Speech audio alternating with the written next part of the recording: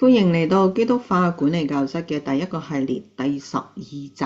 上集開始講7個管理嘅概念同元素。第一個講計劃 planning， 以神為本嘅計劃嘅意思係探究同埋認清上帝嘅心意同建立信心嘅旅程，藉住禱告同接收上帝嘅信息。切記不要踢走上帝，亦都唔好過橋抽板。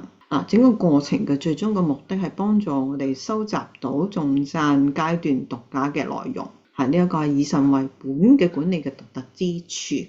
今集我哋嚟到係講第2項組織嘅特別。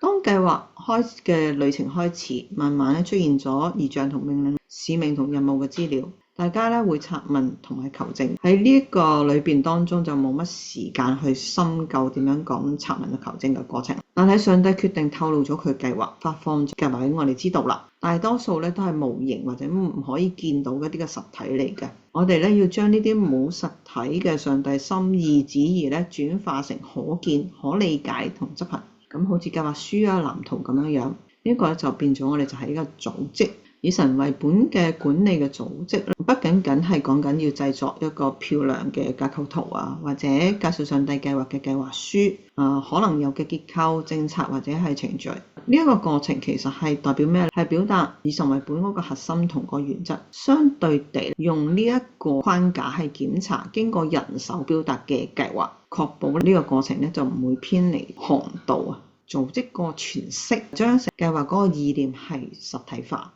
上帝告知咗個計劃啦，達到具體可以見、可表達、可理解、可執行嘅程度。所以組織嘅詮釋裏邊理解一個冇實體嘅探究並認清嘅異象同命令、任務同埋佢嘅使命內容嘅意義後，接收者將上帝嘅計劃用文字圖解細節嘅流程係變成我可以同人分享有實體嘅架構，例如好似計劃書政策程序等等。有啲似舊約嘅書卷裏面，上帝曉諭佢嘅僕人點，包括先知、祭司同君王，提供咗點樣一個執行嘅行動同埋路線圖。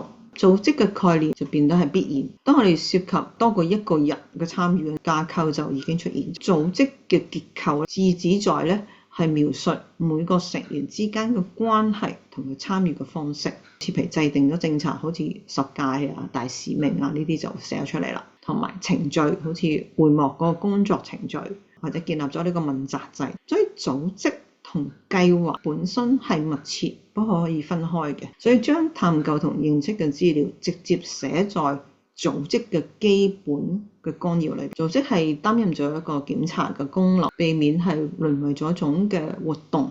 以神為本管理嘅核心同埋原則喺組織呢一項發揮獨特嘅檢查功能。喺組織嘅管理有避免喺表達過程裏邊走樣，或者係日後當佢變成一個活動況出現。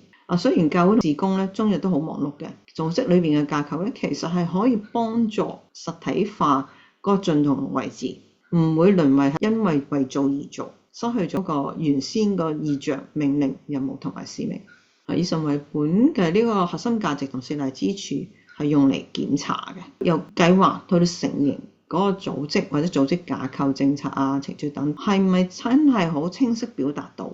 或者已經遠離上帝嘅吩咐，所以呢一個係一個關卡，確保制定指引同埋程序能夠合乎翻上帝管理嘅內容，唔能夠係同呢個聖經嘅教導或者教義係相反嘅。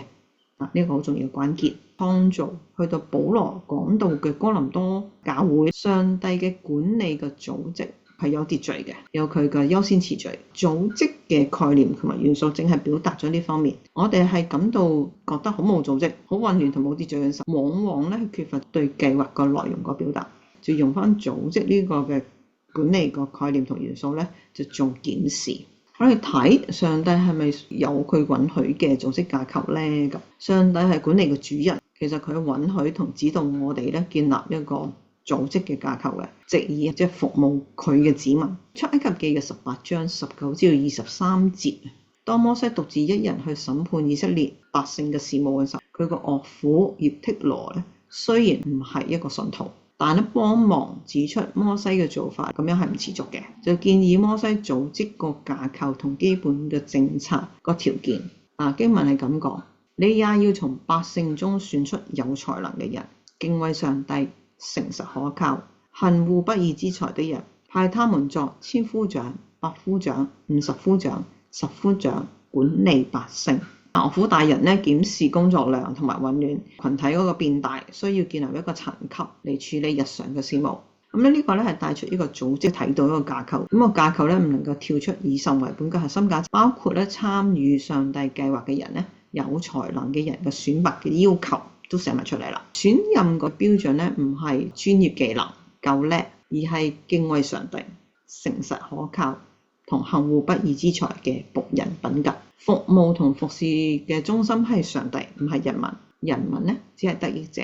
咁管理嘅形容、組織架構同佢個管理模式咧都表達出嚟啦。同樣係有一個核心價值同個標準係存在。另一個例子係以人為中心嘅組織，一個失敗嘅例子。聖經裏邊咧，創世記11章嘅1至9節咧，巴別塔係一個反面嘅教材。如果從計劃同組織嘅過程唔以神為本，即使個目標好似好崇高，亦都會失敗。巴別塔嘅群體嘅主角聚集喺示拿裏就商量啦，話來讓我哋建造一座城同一座塔，塔頂通天。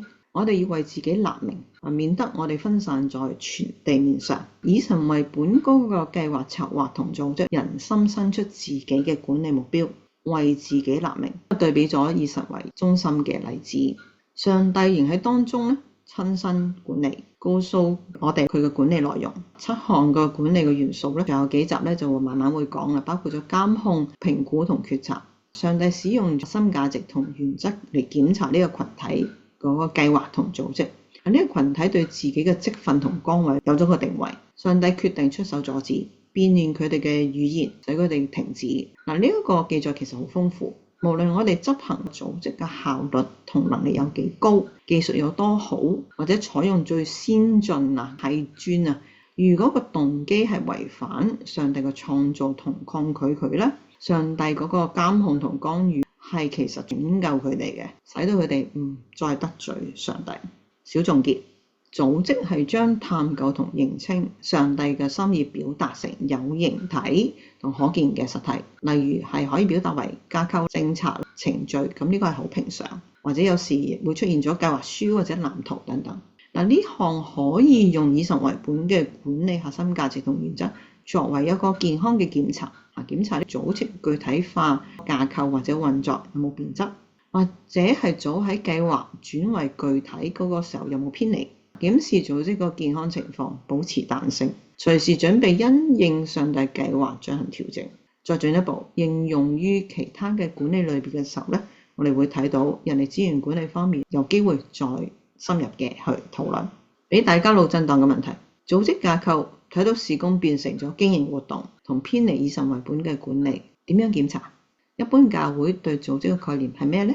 日常應用嘅時候，管理嗰個概念同埋元素實體化，點樣表達以神為本嘅管理，才成為日後運作管理嘅基本資料來源同埋指引呢？如果教會嘅團隊需要一份嘅同工手冊，咁裏邊又有宗旨、信約、異象、使命嘅內容，喺邊度嚟？個人挑戰，從教會嘅組織觀念同組織架構睇到上帝嘅計劃嗎？係點樣㗎？以神為本嗎？留言俾我分享心得，一起討論。